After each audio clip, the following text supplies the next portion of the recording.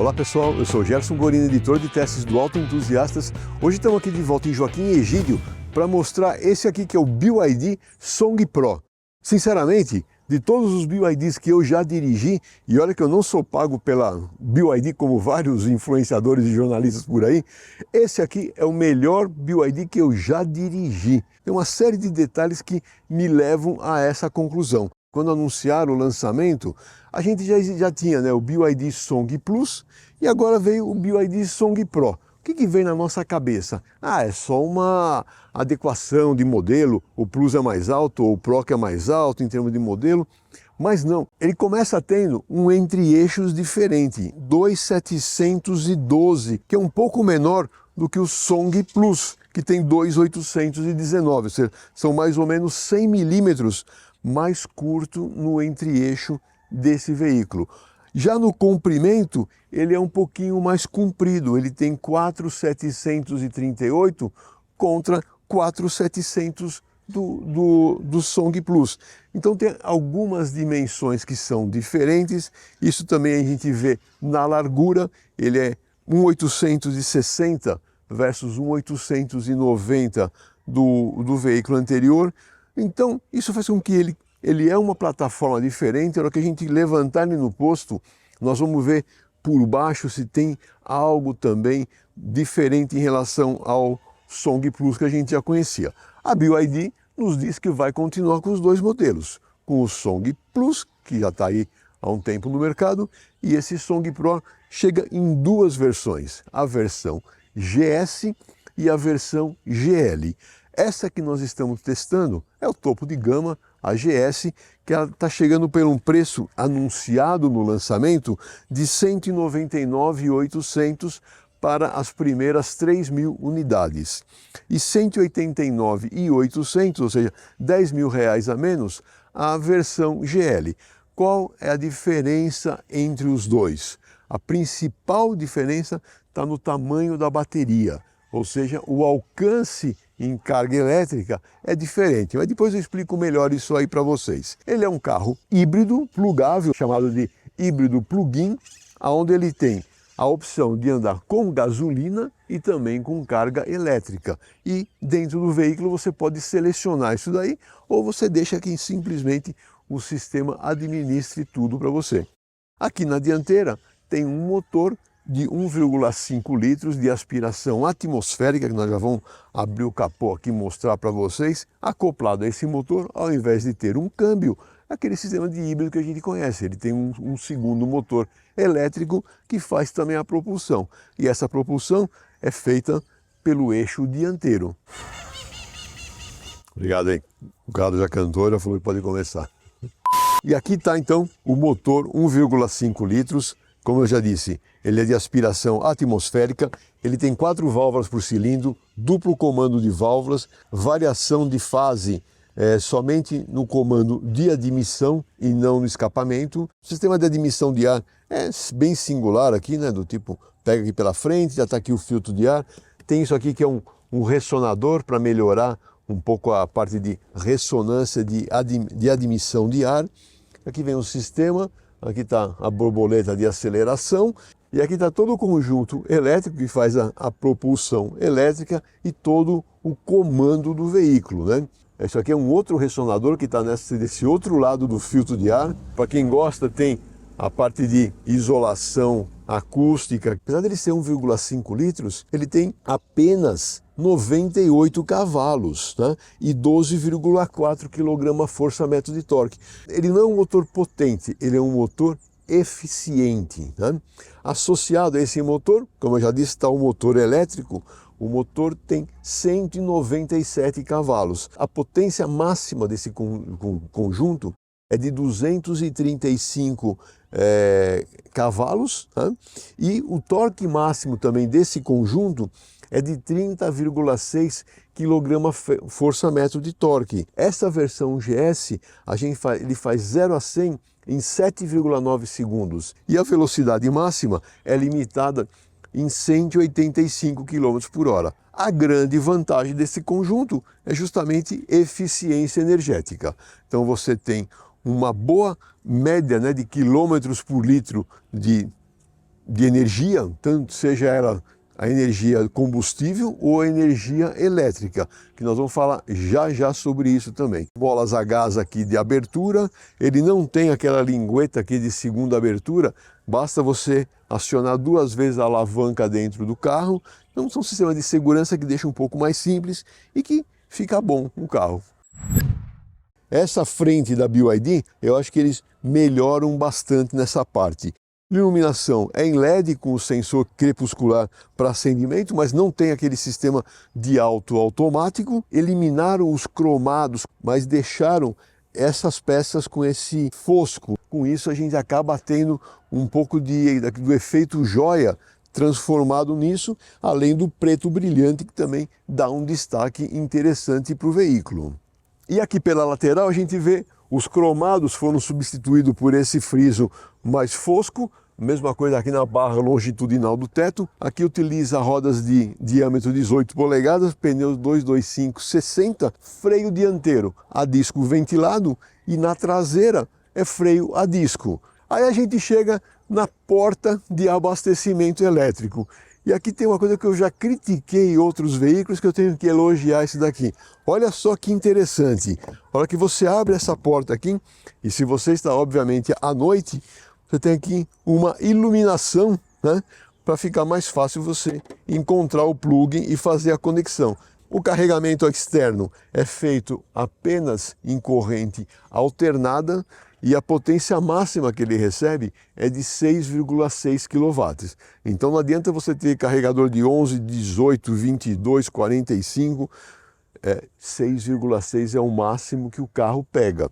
Com isso, você tendo um carregador de 6, 7 kW, ele vai fazer o carregamento da bateria em cerca de 2 horas e meia, tá? Que não é muito, considerando que é um carro híbrido. Aqui na traseira, o defletor do teto, que dá aquele destaque a mais, além de melhorar bastante a parte de aerodinâmica, as lanternas embutidas com aquela faixa iluminada e a abertura do capô, você pode fazer através de um botão aqui, através de um botão dentro do carro ou pressionando 2 vezes a chave. São 520 litros que a gente tem de capacidade aqui, não é grande coisa, não me parece muito grande, apesar do número 520 parecer bastante, mas a impressão que eu tenho aqui não é de um porta-mala muito grande. A hora que você deita os bancos, aí sim vai para quase 1.400, 1.300 e tantos litros. Embaixo do tampão, apenas o kit de reparo de pneu,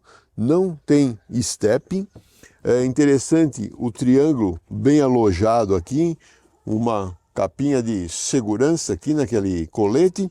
Ele tem a possibilidade de você ligar isso aqui na tomada externa e conectar algum aparelho. Você quer ligar uma cafeteira, quer ligar um carregador de celular, quer ligar um aparelho de som, você pode usar a bateria do carro para alimentar algum eletrodoméstico. Eu gostei bastante aqui nesse fechamento da coluna C, da terceira coluna do carro, esse aplique que foi colocado aqui. Fazendo aquela avaliação que a gente gosta também aqui da porta traseira, a parte de vedações são muito bem executadas também, tem borracha auxiliar aqui nessa parte do vidro traseiro também, da terceira janela, bem interessante. Bom, como vocês sabem, eu tenho 1,81 m de altura, o banco dianteiro está ajustado para a minha posição de dirigir, né? E eu tenho aqui, ó, bom espaço para os pés, bom espaço para os joelhos, falta talvez um pouquinho de apoio aqui na parte frontal da coxa, né? Mas é legal. E outro recurso que a gente tem, esse banco você tem posição de ajustar algumas posições de reclinar o encosto. O desenho do painel de porta eu achei muito bonito, dos bancos também é bem bacana, ele lembra um pouco aquela linha que o Dolphy apresentou para a gente, com coisas mais do mar e tudo mais, apoio para o braço, saída de ar climatizado aqui para a traseira, tem 2 portas USB, uma USB normal e outra USB-C, porta-revista nos 2 bancos, alça de teto em 3 posições, encosto do banco dianteiro sendo o encosto de cabeça integrado acaba prejudicando um pouco a sensação de espaço e visibilidade. Mas nesse daqui, como é um carro grande, ele acaba não incomodando. Os cintos de segurança dianteiro têm ajuste de altura, é um carro que está realmente bem desenhado, não só por fora como por dentro também. Bom pessoal, vamos conhecer agora um pouco aqui do interior do BYD Song Pro. Eu tenho criticado muito algumas marcas, alguns modelos, que você, para operar uma série de funções do veículo, você tem que usar a central multimídia. Com isso você acaba perdendo a atenção da direção, né? E eu vi aqui nesse novo BYD que aparentemente eles evoluíram o software deles de operação e tudo mais. Então, através do volante, tem um comando agora que a gente entra aqui no quadro de instrumentos e ali a gente consegue mexer em várias funções. E uma das funções que a gente pode mexer, que fica fácil de atuar enquanto está dirigindo, é justamente a temperatura do ar-condicionado e também a velocidade do ventilador. Então, com isso, você dirigindo apenas um pequeno desvio de olhar aqui para baixo, você tem acesso a essas funções aqui do veículo, que é muito legal. Você não tira a mão do volante, você continua focado na estrada e não perde a atenção.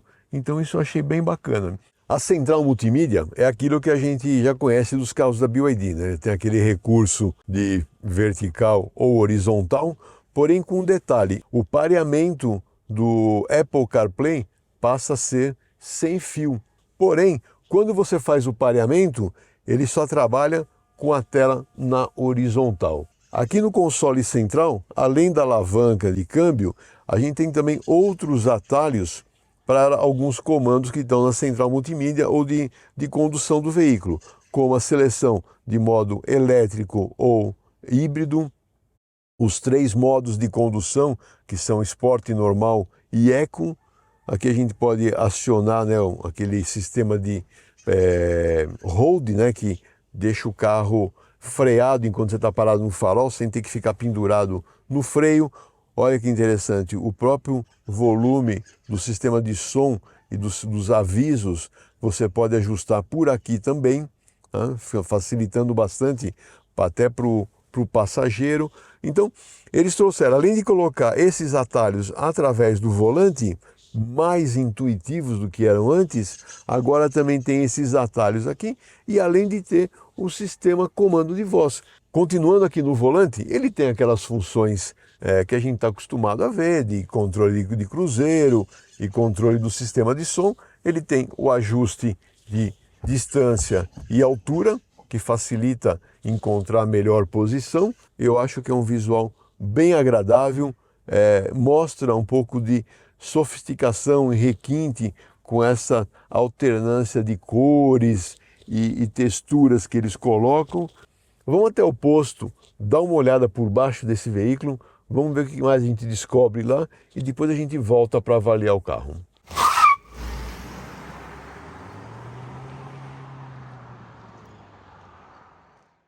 Bom pessoal, chegamos aqui no posto Avenida Sousas em Sousas e vamos dar aquela verificada por baixo, né? Esse fechamento é um fechamento plástico, na verdade justamente para melhorar a parte aerodinâmica e proteção de impurezas. Na frente dos pneus dianteiros tem aquele defletor que permite também limpar um pouco desse ar e melhorar o fluxo por baixo do carro, que é uma coisa interessante nesses carros de alta eficiência energética. Na parte de suspensão dianteira, um subchassis ele vai ancorado diretamente na carroceria, sem uso de recursos de bucha, de borracha. A suspensão é do tipo McPherson, braço de controle inferior tem o articulador fixado por parafusos, facilita a manutenção futura. Mola helicoidal, amortecedor pressurizado, barra anti-rolagem, é bem o convencional mesmo nessa parte. Agora o interessante é o sistema de escapamento. O motor está montado lá na transversal e o escapamento já sai pela parte traseira aqui, né? E olha só, como ele tem a bateria no centro do veículo, o encaminhamento do escapamento é todo feito pela lateral do carro. O tanque de combustível, ele é de plástico, e tem 52 litros. E pelo ciclo do Inmetro, na parte de combustível, esse carro dá mais de 700 quilômetros de alcance, quase 800. Aí combinado com o alcance elétrico, ele passa dos 900 quilômetros. E na suspensão traseira, um subchassis, esses braços aqui na parte inferior, são 3 braços aqui, ele tem uma montagem do amortecedor e a mola em volta do amortecedor, do tipo McPherson aqui na traseira também. E olha que interessante, essa peça aqui de rosca dupla, né? Para que ela serve? Para você poder fazer um acerto da geometria traseira. Aqui a gente tem um braço, a barra anti-rolagem, um sistema de canister, e aqui o próprio abafador, ele acaba fazendo a função de um defletor, evitando o efeito paraquedas aqui. Agora vamos para a pista ver como que esse veículo se comporta dinamicamente. Bem, pessoal, estamos de volta em Joaquim Egídio. Aí chegamos aqui nessas lombadas monstruosas que estão construindo em Campinas. Nesse tipo de lombada, com esse entre-eixo que o carro tem, ele passa bem. Mas quando a lombada é muito curta, você passa um pouquinho mais rápido, a gente percebe um ruído de queda de roda. Então isso é um ponto que ainda incomoda nesses veículos da BYD em termos de conforto, em termos de dinâmica, né? Já que nesse trecho de paralelepípedo, a gente vê que esses pneus eles absorvem bem o impacto, a parte de aspereza de rodagem está adequada para esse nível de veículo. Aí você entra aqui nesse piso que já tem alguns remendos, você também vê que ele passa bem. E nessa lombada aqui, passando aqui a uns 40 por hora, 50 nela, aí a gente sentiu um ruído de queda de roda na dianteira. É um ruído amortecido, mas tem o ruído, e na traseira também você percebe o final de curso. Então falta um pouco mais de curso de suspensão na parte de distensão para melhorar essa resposta. Mas por outro lado, nessas ondulações aqui, a gente vê que o carro ele vem bem acomodado, negociando bem toda essa irregularidade sem passar muito para a gente aqui no veículo. Bom, no sistema de direção, ele tem assistência elétrica daquele tipo do motor de passo colocado aqui na árvore de direção. A parte de manobras é bem leve, e na parte de dinâmico, né, de maior velocidade, dá para sentir uma boa definição de centro também. Não é um carro esportivo, mas ele é bem ajustado, bem calibrado esse sistema. Eu gostei. A empunhadura aqui também, volante de direção, modo de pega aqui, é bem agradável, tem bom diâmetro aqui. O volante é revestido, né, com esse couro e tem um toque bem agradável também. Então é aquele carro gostoso de você dirigir. Em termos de desempenho, a gente tem duas opções aqui para usar o veículo. Quando você entra no carro, normalmente ele já vai para o modo EV, né, que seria o modo elétrico. Pode ser configurado isso aqui para ele começar no modo híbrido, caso seja necessário, caso prefira, né? Ou você tem aquele botão que eu mostrei que você pode selecionar entre EV e HEV. Bom, o alcance desse carro no modo puramente elétrico é de cerca de 100 km, tá? Por que eu falo que é cerca de 100 km? Tem dois modos de medição, né? Mas no modo brasileiro, que é o Programa Brasileiro de Etiquetagem Veicular do Inmetro, é cerca de 70 km o alcance com modo exclusivamente a bateria, que é um alcance bom se você pensar no teu uso dia a dia. E a hora que você entra no modo HEV, né, que seria no modo híbrido, ele vai conjugando o modo elétrico com o modo motor a combustão. Aqui no painel, no quadro de instrumentos, tem como fixar um desenho aqui mostrando qual que é o sistema que está impulsionando o veículo no momento. Por exemplo, agora nós estamos com o motor a combustão funcionando e o motor elétrico também recebendo carga da bateria. Então ele vai conjugando os dois E isso tudo automaticamente. E aquilo que eu comentei, que eu estava mostrando no motor. Aqui dentro do veículo, você percebe muito pouco o ruído de funcionamento do motor. E a mesma coisa acontece na hora que você está dirigindo. Você tem aqui, acelerou, você tem aqui a potência dos dois motores, né? Aquela que a gente fala aí, né, que o carro tem uma 235 cavalos, 30,4 kgfm de torque, é realmente potência, né, e torque para dar um desempenho bom no carro. Estou no modo puramente eco aqui. Se eu mudo para o modo esporte, eu vou ter uma resposta mais pronta do acelerador. Aí é aqui que eu vou conseguir fazer aquele a 0 a 100 abaixo de 9 segundos. É bem gostoso de dirigir o carro no uso geral. Outro item que eu gosto de avaliar, e sou bastante crítico nos carros híbridos e elétricos, é essa modulação do pedal de freio, né? O quanto você consegue ter a progressão na hora que você aplica o pedal e quando você tira, como que acontece a devolutiva. E eu gostei muito dessa interface que esse carro apresenta, e ele entrega uma capacidade de frenagem também muito boa. E, obviamente, na hora que você tira o pé do acelerador, você tem aquele freio regenerativo, que também você pode ajustar aí somente aqui pela central multimídia, de fazer aquela condução praticamente com um pedal, que você tira o pé do acelerador, ele aplica um freio motor maior e uma regeneração maior também de energia. Eu gosto de ver a parte de rolagem de carroceria e também desempenho em curvas, né? Não precisa andar muito rápido para ver. Aqui a gente vê, ó, a rolagem da carroceria, ela acontece, nada exagerado. Os pneus, essa marca JIT, é uma marca que tem sido usada até por alguns fabricantes nacionais. É uma marca boa, das marcas chinesas. Ele traz pouco ruído em curva, praticamente não escutamos nada aí ao forçar um pouquinho nas curvas. Mostra que toda essa parte de isolação acústica está também muito bem equacionada no carro. A parte de bancos eu achei confortável também, apesar do traseiro ter pouco apoio para a coxa aqui na parte frontal. O dianteiro aqui, o banco do motorista, tem apoio bom, os ajustes elétricos facilitam, como eu já disse. Talvez somente o banco do carona, ele poderia ter também um ajuste de altura. Ele me parece um pouco mais alto do que a média, mas está dentro do contexto geral. O carro também apresenta uma boa visibilidade de 360 graus, ainda tem o recurso da câmera, tanto câmera de ré como aquela câmera que projeta o carro por cima, então a gente consegue ter uma melhor visibilidade em termos de manobras, né?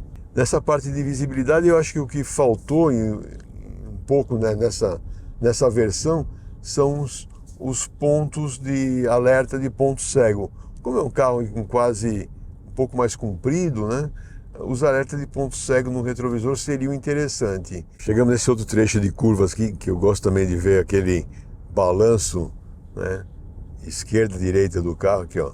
Curvinha para a esquerda, curvinha para a direita, você sente melhor a rolagem na carroceria. Como eu já disse, não é uma coisa muito exagerada. Em termos de auxílio ao motorista, o pacote desse carro aqui é praticamente o básico, né? A gente tem o sistema de controle de cruzeiro convencional e é isso. Ele não tem nada daqueles itens de ADAS, de detecção de obstáculo à frente e tudo mais, ou permanência em faixa. Ele não tem esse tipo de auxílio, né? Mas ele tem uma outra coisa que eu questiono um pouquinho. Aqui pelo quadro de instrumentos, a gente pode selecionar aqui o sistema de arrancada, né? Preparar para fazer uma arrancada, um 0 a 100 e tudo mais. Sinceramente, eu acho que isso daqui é um estímulo para algumas atitudes inseguras nas estradas, nas nossas ruas, que já são bem complicadas. Então, eu não gosto de usar e muito menos de incentivar o uso desse sistema. A gente vai fazer aqui uma aceleração na subida, mas para ver o ruído do veículo como que ele é.